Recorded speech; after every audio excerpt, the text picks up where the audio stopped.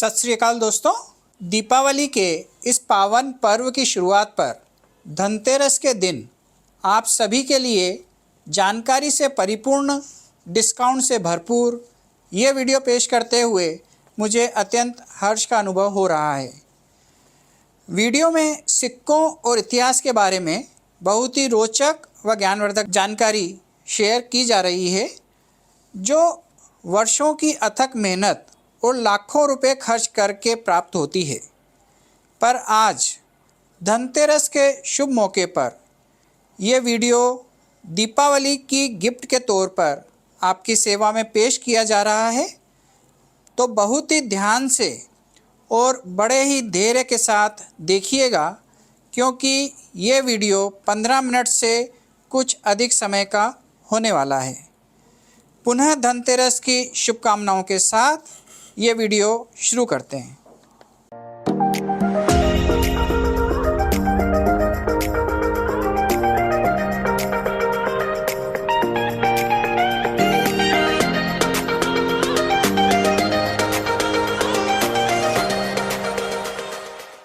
नमस्कार दोस्तों, मैं हूं हार्दिक पारेख, फैल्कन कॉइन्स गैलरी से। आप सभी को स्वागत करता हूं इस वीडियो में। मैं राजज्ञानी जी को धन्यवाद बोलना चाहता हूं कि हमें वापस ये मौका दिया कि आपके वीडियो में आए। दोस्तों, आज का एपिसोड बहुत ही स्पेशल है क्योंकि दिवाली और धनतेरस आ रहा है और आप सभी के लिए दो खुशखबरियाँ हैं। एक तो खुशखबरी है कि आपको एक छोटा सा हम हिस्ट्री के बारे में एक ग्लैंस देंगे कि हमारी हिस्ट्री क्या थी, और दूसरा जो है आपको आपके लिए एक स्पेशल ऑफर लाए हैं दिवाली के लिए, उसके बारे में भी बताएंगे वीडियो के अंत। दोस्तों, आप सभी जानते हैं रिपब्लिक इंडिया कॉइन्स के बारे में। राजज्ञानी जी के आपने काफ़ी सारे वीडियोस देखे और मैं समझता हूँ कि आप सभी एक लेवल ऑफ नॉलेज तक, एक मेच्योरिटी लेवल तक आ गए हैं रिपब्लिक इंडिया के कॉइन्स और नोट्स के बारे में। अभी रिपब्लिक इंडिया के जितने भी कॉइन्स हैं हम उसके बारे में जान सकते हैं। अगर हमें आइडिया नहीं है कि कितने सिक्के छपे हैं तो हम आरटीआई भी डाल सकते हैं। और पर जो हमारी रियल न्यूमिस्मेटिक्स है, रियल हिस्ट्री है, वो स्टार्ट होती है एंशिएंट पीरियड से। अभी कई लोग समझते हैं कि एंशिएंट पीरियड जो है वो स्वतंत्र के पहले के कॉइन्स को एंशिएंट इंडियन कॉइन्स बोलते हैं, पर वैसा नहीं है। हमारे जो हिस्टोरियंस थे वो भी वही समझते थे, पर एंशिएंट इंडिया के जो कॉइन्स हैं वो स्टार्ट होते हैं 600 BC से 600 AD तक। 1000 साल का जो समय है उसको एंशिएंट इंडिया बोलते हैं। हमारे जो अर्ली हिस्टोरियंस थे वो भी बहुत ही कंफ्यूज थे कि हमारी हिस्ट्री को क्लासिफाई कैसे करें। एक पर्टिकुलर पीरियड में, एक पर्टिकुलर रीजन में जो है इंडिया में अलग अलग रीजन में अलग अलग साम्राज्य थे। वो अलग अलग साम्राज्यों ने अलग अलग राजा थे और वो अलग अलग राजाओं ने अलग अलग सिक्के निकाले। तो बहुत ही कंफ्यूजिंग है, बहुत ही वास्ट है हमारा जो इंडियन सब्जेक्ट जो है वो। उसे हमने कुछ कैटेगरीज में बाइफरकेट किया है, जो मैं आपको बताना चाहूँगा इस वीडियो में। जो हमारे सबसे पहले जो सिक्के हैं उसे एंशिएंट इंडियन कॉइन्स बोलता है, जो स्टार्ट होते हैं 600 BC से। 600 BC के दौरान हमारा जो देश है वो बहुत ही विशाल था, अफगानिस्तान तक आया था और कुछ भाग, और ये साइड कुछ भाग चाइना तक भी हमारा देश पहुंचा था। तो सबसे पहला जो कॉइनेज था वो स्टार्ट हुआ था 2 जगहों से। गांधारा, जो आज के दिन में अफगानिस्तान में है, जिसका नाम आप सभी जानते हैं। गांधारा जनपद जो है उसमें से महाभारत के 2 बहुत ही फेमस कैरेक्टर्स आए थे, गांधारी और शकुनी, जो दोनों भाई बहन थे, गांधारा के साम्राज्य से थे, जो आज के दिन में अफगानिस्तान में है। और नाम भी वही है, बस थोड़ा सा फर्क है, उसको कंदहार बुलाता है। जो गांधारा जनपद है उसने सबसे पहले सिक्के निकाले थे चांदी के, और ये साइड में भी उसी टाइम में या फिर शायद उससे पहले भी एक डायनेस्टी था शाक्य बोल के, और उसमें एक बहुत ही फेमस राजा था जिसको पूरी दुनिया के जितने भी लोग हैं सब जानते हैं। उनका नाम था गौतम बुद्ध। ये भी शाक्य जनपद के ही एक राजा थे और कई लोग उनको शाक्य मुनि भी बुलाते हैं। तो गौतम बुद्ध के टाइम पे जो सिक्के निकले थे वो सबसे पहले सिक्के थे ये साइड में।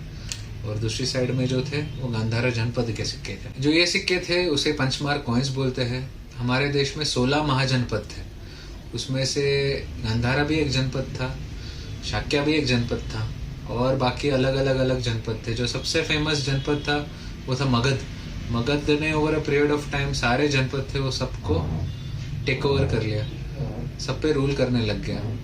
अशोक के टाइम पे एकदम पीक पे था वो मगध जो एम्पायर था वो, और अशोका के बाद धीरे धीरे डिक्लाइन होने लगे।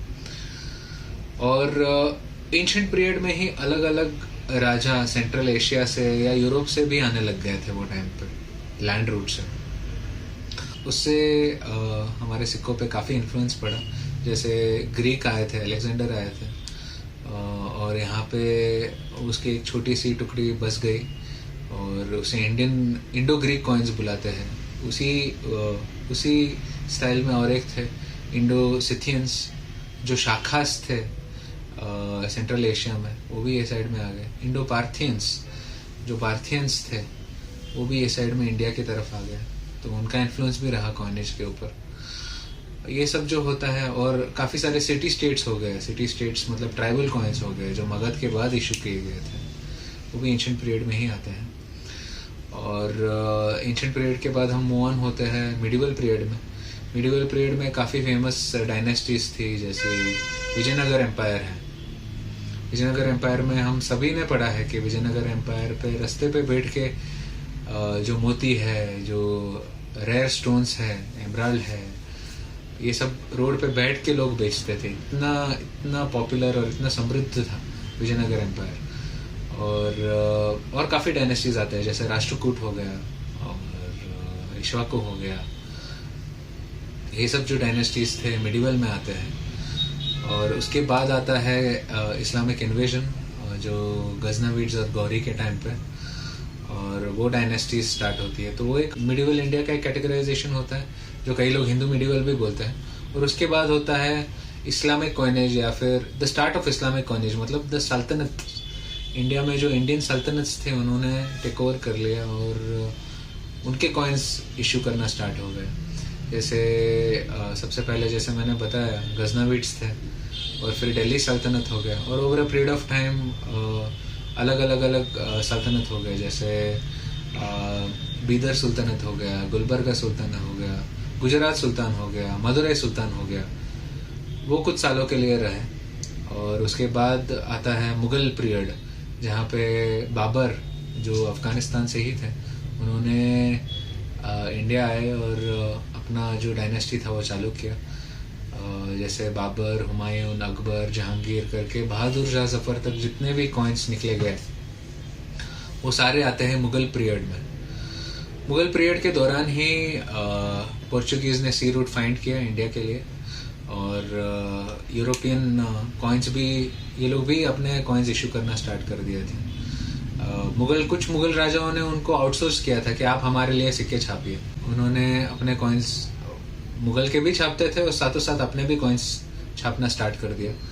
तो इसमें आता है Portuguese India, Dutch India, Danish India, French India और ऑफ कोर्स ब्रिटिश इंडिया। और उसी दौरान ब्रिटिशर्स ने पॉलिटिकली सब जितने भी मुग़ल राजा थे और जितने भी गवर्नर्स थे, जैसे मुग़ल डिक्लाइन हो गया तो जितने भी गवर्नर्स थे उन्होंने अपने आप को इंडिपेंडेंट डिक्लेयर कर दिया कि हम मुग़ल के अंडर नहीं आते हैं। तो ब्रिटिशर्स ने उनको बोला कि आप मुग़ल के अंडर नहीं आते हैं तो कोई बात नहीं, पर सिक्के आप मुग़ल के नाम से जारी कीजिए। तो जितने भी प्रिंसली स्टेट्स थे या इंडिपेंडेंट किंगडम्स थे उसने सिक्के जारी करना स्टार्ट कर दिया। तो ये एक पार्ट का एंड हो गया, मुग़ल जो एम्पायर है वो एंड हो गया, और 3 अलग अलग पार्ट स्टार्ट हो गए। जैसे जो यूरोपियन कॉइन्स होते हैं वो, जैसे British India, Dutch India, Danish India, Portuguese India, French India, और इंडिपेंडेंट किंगडम और प्रिंसली स्टेट्स।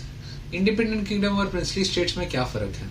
जो प्रिंसली स्टेट्स थे वो स्टेट्स थे जो ब्रिटिशर्स के साथ हैं, जैसे हैदराबाद के निज़ाम हो गए, या फिर कच्छ के राजा हो गए, या फिर बीकानेर के राजा हो गए, या फिर अवध के राजा हो गए। ये सभी जो स्टेट्स थे ये ब्रिटिशर्स के साथ थी, इसलिए इसको इंडियन प्रिंसली स्टेट्स नाम दिया गया है। और जो ब्रिटिशर्स के अगेंस्ट थे, जैसे टिप्पू सुल्तान जो आते हैं मैसूर में, वो ब्रिटिशर्स के अगेंस्ट थे। झांसी की रानी वो ब्रिटिशर्स के अगेंस्ट थी। और अहोम डायनेस्टी असम रीजन में वो भी ब्रिटिशर्स के अगेंस्ट थी। तो ये सारे हो गए इंडिपेंडेंट किंगडम्स। और इंडिपेंडेंट किंगडम्स और प्रिंसली स्टेट्स, जैसे over a period of time जितने भी इंडिपेंडेंट किंगडम्स थे वो ब्रिटिशर्स ने अपनी अलग अलग पॉलिसी लाके उनको भी प्रिंसली स्टेट्स बना दिया। और जो सारे प्रिंसली स्टेट्स थे उनको धीरे धीरे इन्फ्लुएंस करके खुद के कॉइन्स इशू करना स्टार्ट कर दिया ब्रिटिशर्स ने। तो over a period of time Britishers ने सोचा कि ये अलग अलग कॉइन्स तो बहुत मुश्किल हो रहा है इसको संभालना। तो उन्होंने भारत देश को 3 अलग अलग भाग में डिवाइड कर दिया। और यहाँ से हमारा नेक्स्ट जो कॉइनेज है वो स्टार्ट होता है, जो होता है प्रेसिडेंसीज। जो नॉर्दर्न इंडिया था उसको बना दिया इन्होंने बॉम्बे प्रेसिडेंसी, जो नॉर्थ ईस्ट का पार्ट था उसे बंगाल प्रेसिडेंसी, और जो साउथ का पार्ट था उसको मद्रास प्रेसिडेंसी। ये कुछ सालों के लिए उन्होंने चलाया। और over a period of time उनको लगा कि अभी समय हो गया है कि हम पूरे भारत देश में एक ही टाइप के सिक्के इशू करें। तो 1835 में स्टार्ट किया यूनिफॉर्म कॉइनेज, जिसे हम ब्रिटिश इंडिया भी बोलते हैं। तो 1835 से 1947 के जो सिक्के हैं उसको ब्रिटिश इंडिया कॉइन्स बोलते हैं। और उसके बाद के जो सिक्के हैं उसे रिपब्लिक इंडिया कॉइन्स बोलते हैं। तो आप सोचेंगे कि हम इंडियन कॉइन्स के बारे में हम कलेक्टर हैं इंडियन कॉइन्स के बारे में, बट जो आप कलेक्ट करते हैं रिपब्लिक इंडिया कॉइन्स या रिपब्लिक इंडिया नोट्स, ये कोई भी गलत नहीं है, ये बहुत ही अच्छा सब्जेक्ट है। पर ये जस्ट टिप ऑफ आइसबर्ग बोलते हैं हम उसको। मतलब जो एक हमारा इतना बड़ा इतिहास है उसका एक छोटा सा भाग है। मैं चाहता हूँ कि ज़्यादा से ज़्यादा लोग सीरियस सब्जेक्ट्स पे मूव हों, जैसे कुषाण है, गुप्ता है, मुगल है, सल्तनत है। ये जो सीरियस सब्जेक्ट है इसके ऊपर मूव हो। तो इसलिए मैंने सोचा कि इस हमारे जो कॉइनेज की एक छोटी सी हिस्ट्री है वो आपको इस वीडियो के द्वारा बताए। तो मैं चाहता हूँ कि आप वीडियो को आगे तक देखें। इसमें मैंने कुछ वीडियोस बनाए हैं अलग अलग डायनेस्टीज़ के, कुछ सोने के और चांदी के सिक्कों के बारे में भी। तो हाँ, मुझे और एक पॉइंट बताना था कि ऐसा नहीं है कि जितने भी सिक्के पुराने होते हैं उतने महंगे होते हैं। अभी 3 मेटल्स बहुत पॉपुलर थे अपने हिस्ट्री में थ्रू आउट रिपब्लिक इंडिया तक, वो थे सिल्वर, कॉपर और गोल्ड। अभी हर एक डायनेस्टी में सिल्वर कॉइन्स भी इशू किया गया है, कॉपर कॉइन भी इशू किया है और गोल्ड कॉइन भी इशू किया है। ये हम रोज के टाइम पे वो पीरियड में रोज के रोज हम ये सिक्के यूज़ करते थे। अगर समझिए कि किसी को कुछ सब्जी खरीदनी है तो कॉपर के सिक्के यूज़ करके खरीदते थे, इसलिए कॉपर की मिंटेज बहुत ही ज़्यादा है। और कोई व्यापारी को कुछ सामान खरीदना है तो वो चांदी के सिक्के यूज़ करता था। और समझिए कि 2 स्टेट्स के बीच में या 2 डायनेस्टीज के बीच में कोई ट्रेड हो रहा है तो सोने के सिक्कों में ट्रेड होता था। तो ऐसा नहीं है कि जितने भी सिक्के पुराने होते हैं उतने महंगे होते हैं। कोई ऐसा भी सिक्का हम बेचते हैं, जैसे आपको पंचमार कॉइन्स कलेक्ट करना हो तो पंचमार कॉइन्स चालू होते हैं 500 रुपये से, भले वो इतना पुराना हो। तो आप कलेक्शन अपना स्टार्ट कर सकते हैं। ये एक मेजर फैक्टर नहीं है कि प्राइस बहुत ज़्यादा होंगे। आप स्लो एंड स्टेडी ये सब्जेक्ट को धीरे धीरे समझिए और अपना जो कलेक्शन है उसको बढ़ाइए। तो आप वीडियो देख सकते हैं कि हमने कैसे बनाया है, कुछ सिक्कों का वीडियो डाला है गोल्ड, सिल्वर और कॉपर के। दोस्तों, ये है गांधारा जनपदा का सिक्का, जो हमारा सबसे पहला सिक्का माने जाता है। इसको पॉपुलरली बेंट बार भी बोलते। यह है कुषाण पीरियड का सिक्का। जो कुषाण, जो सबसे पहले कुषाण थे वो आए थे इंडो चाइना बॉर्डर से। और वहाँ पे एक ट्राइब थी, यूशी ट्राइब। उसमें एक राजा था स्पिलिबिसिस, उनका सिक्का है ये। और फिर मैंने जैसे वीडियो में बताया कि इंडो ग्रीक के अलग राजा हो गए, उसमें से ये हरमोइस बोल के एक राजा है, उनका सिक्का है। ये आप देख सकते हैं कि पूरा एक साइड ग्रीक में लिखा है और दूसरी साइड खरोष्टी में लिखा है। ये यूक्रेडेटिस बोल के एक राजा थे, ये उनका सिक्का है। ये स्त्रातोस बोल के और एक राजा थे, उनका सिक्का है।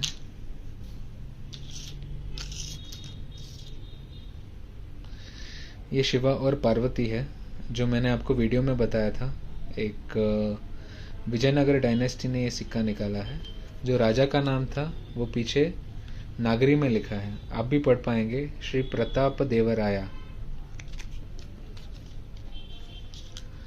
यह और एक बहुत ही खूबसूरत सिक्का है गंगास का, जिसमें एक साइड हाथी है और ऊपर कन्नड़ा लेजेंड है। ये सारे सोने के सिक्के हैं दोस्तों।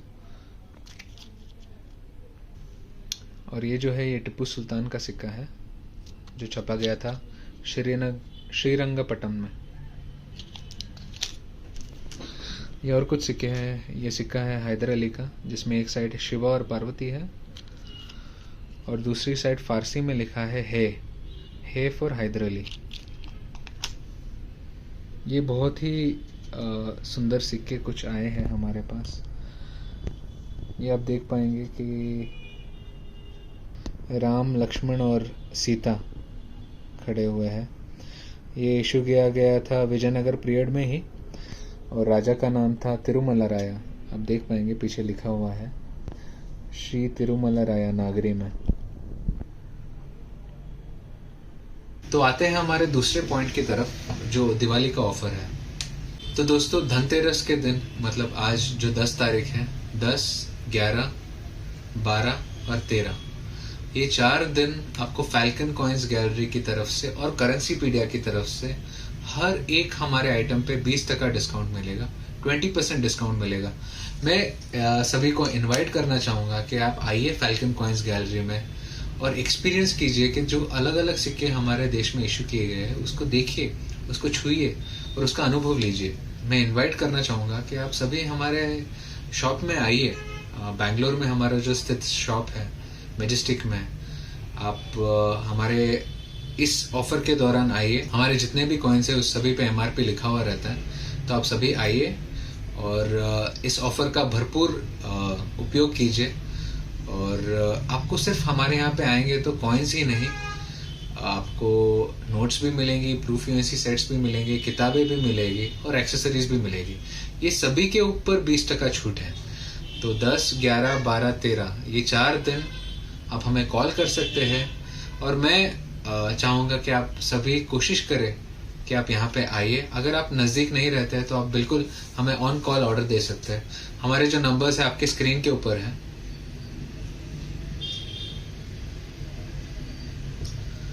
यही बात कहते हुए मैं आप सभी से विदा लेना चाहता हूँ। धन्यवाद। जय हिंद।